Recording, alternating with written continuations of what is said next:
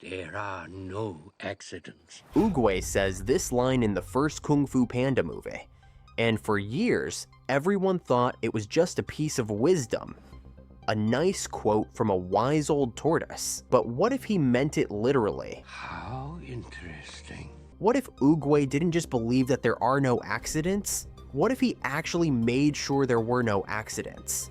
What if every single thing that happened in the Kung Fu Panda franchise, from Tai Lung's rejection, to Po's selection, to every battle and every villain, was part of one massive plan that Oogway set into motion before anyone even knew what was happening?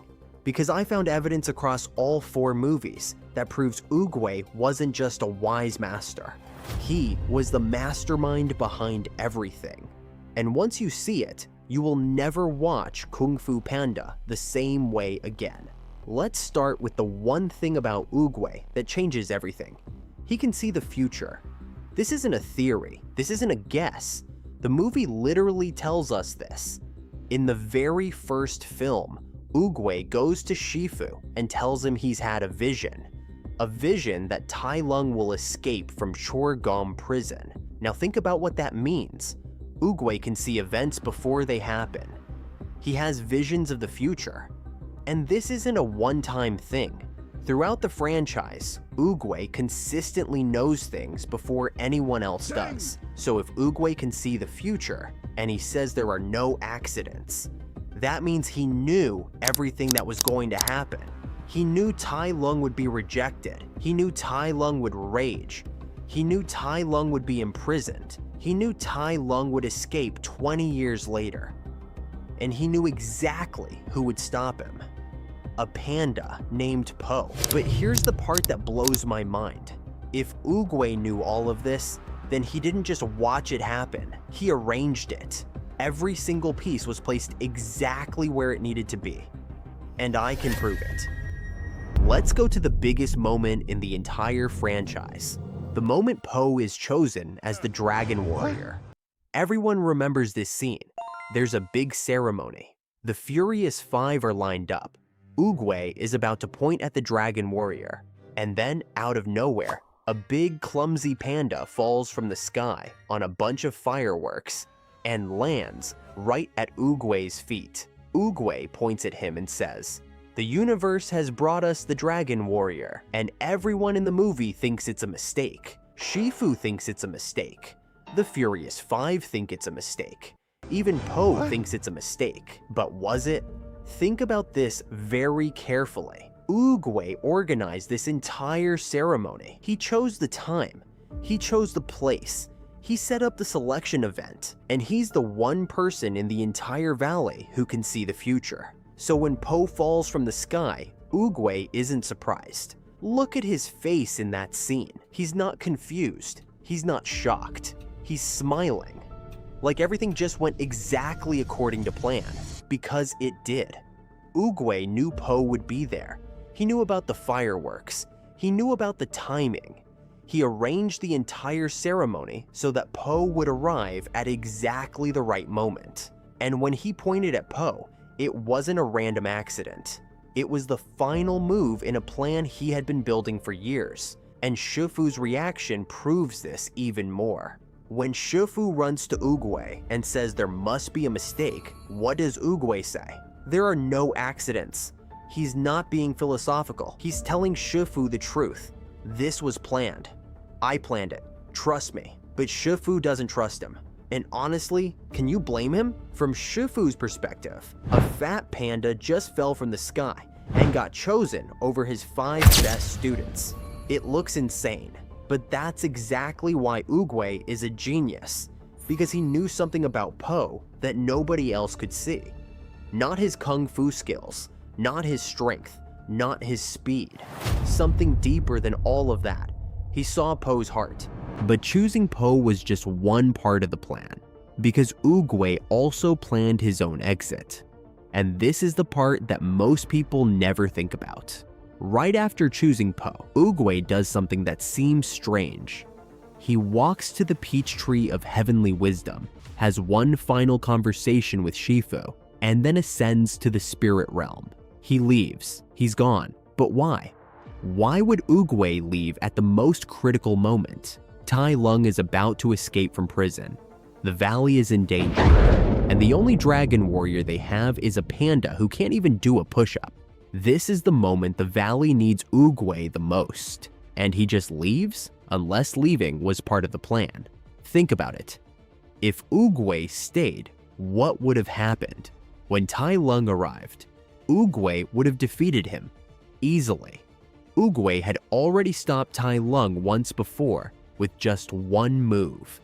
He could do it again, but then Po would never have to fight. Po would never have to discover the secret of the Dragon Scroll. Po would never learn that there is no secret ingredient. Po would never become the true dragon warrior. Oogway had to leave, because if he stayed, Po would never grow. Po would always be hiding behind Oogway's power. He would never discover his own, so Oogway removed himself from the equation on purpose at the exact right moment, forcing Po to face Tai Lung alone, forcing Po to find the answer within himself. That's not a coincidence. That's a chess move by the greatest strategist the Valley of Peace has ever known. But before he left, Oogway did something else. Something sneaky. Something that proves this was all calculated. He had a private conversation with Po under the peach tree. Remember what he told Po? Yesterday is history. Tomorrow is a mystery. But today is a gift. That is why it is called the present. On the surface, this sounds like a nice motivational quote, but it's actually much more than that. Oogway is planting a seed in Po's mind. He's teaching Po the most important lesson he'll ever learn, that the answer isn't in the past or the future. The answer is in who you are right now. This is the exact lesson Po needs to understand the Dragon Scroll later. When Po opens the scroll and sees his own reflection, he gets it. Because Oogway already planted that idea in his head during their conversation under the peach tree. Oogway didn't just choose Po, he prepared Po in one conversation with carefully chosen words, knowing exactly what Po would need to hear to defeat Tai Lung. That's not wisdom, that's a plan. But the plan doesn't stop after the first movie, because Oogway keeps guiding events from the spirit realm. In Kung Fu Panda 2, Po faces Lord Shen. And this is a completely different kind of villain. Shen doesn't fight with Kung Fu. He fights with technology, cannons, weapons, an entire army. And his plan is to destroy Kung Fu forever. This is the biggest threat the Valley of Peace has ever faced. And where is Oogway? In the spirit realm, watching. But he's not just watching, because at the critical moment, when Po is struggling to find inner peace, when he's drowning in memories of his past, Oogway's presence appears, not physically, but spiritually. Po connects with the universe. He finds inner peace, and he's able to redirect Shen's cannonballs back at him. The most incredible moment in the entire franchise. But would Po have found inner peace without Oogway's spiritual guidance? I don't think so. Oogway was there, guiding him from the spirit realm, exactly when Po needed it most. And then in Kung Fu Panda 3, Oogway does it again. He sends a message to Po about Kai's return. He literally reaches out from the spirit realm to warn Po about a new threat. But here's the crazy part. Oogway is the one who sent Kai to the spirit realm in the first place. Centuries ago, he knew Kai was there. He knew Kai was collecting chi. He knew Kai would eventually become powerful enough to return. So why didn't Oogway stop Kai while they were both in the spirit realm? Because that wasn't the plan. The plan was for Po to stop Kai, because stopping Kai would teach Po how to master chi. And mastering chi was the next step in Po's journey to becoming Oogway's successor. Every villain, every battle, every challenge, it was all designed to make Po stronger, to teach him the next lesson, to prepare him for his ultimate role. Oogway turned the entire Kung Fu Panda franchise into a training program for Po, and nobody realized it until you connect all the pieces. And now we get to Kung Fu Panda 4, and this is where the full plan finally becomes clear. In Kung Fu Panda 4, Po has to find a successor, someone to take over as Dragon Warrior. Sound familiar? Because that's exactly what Oogway did in the first movie. He found Po. Now Po has to find the next one. Po is literally becoming Oogway. And that was the plan all along. From the very first movie. Every choice, every challenge, every lesson. Oogway wasn't just looking for a Dragon Warrior. He was looking for his replacement. Someone who would carry on his work. Someone who would protect the Valley of Peace and guide the next generation. But why a panda? Why Po specifically? Because Oogway needed someone who understood something that the greatest Kung Fu masters never could. He needed someone who knew that power isn't about being the strongest. It's about being yourself. Tai Lung was the strongest. It wasn't enough. Tigress was the most disciplined. It wasn't enough. Shen was the most strategic. It wasn't enough. Po was the most authentic. And that was everything. Oogway saw that, before anyone else. Before Po even knew it himself. Oogway looked at a clumsy, overweight, noodle-loving panda and saw the future leader of the entire Kung Fu world. And he spent 4 movies proving he was right. Now here's the question that this entire video comes down to.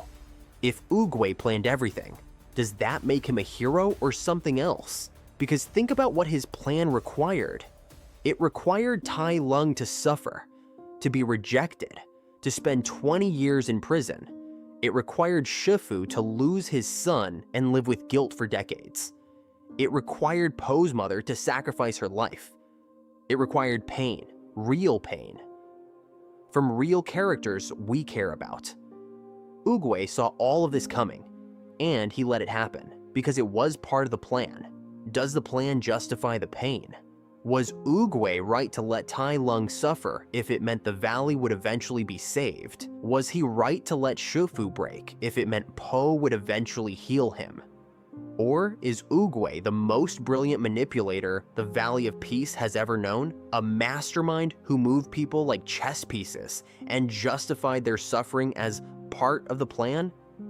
There are no accidents, but does that mean there are no victims either? That's the question I can't stop thinking about, and honestly, I don't have a clean answer. But I want to hear what you think. Was Oogway a hero for planning everything? Or was he wrong for letting people suffer as part of his plan? And do you think Po knows the truth about what Oogway did? Drop your answer in the comments. I read every single one, and if you want more secrets from the Valley of Peace, hit that notification bell because we are just getting started. See you in the next one.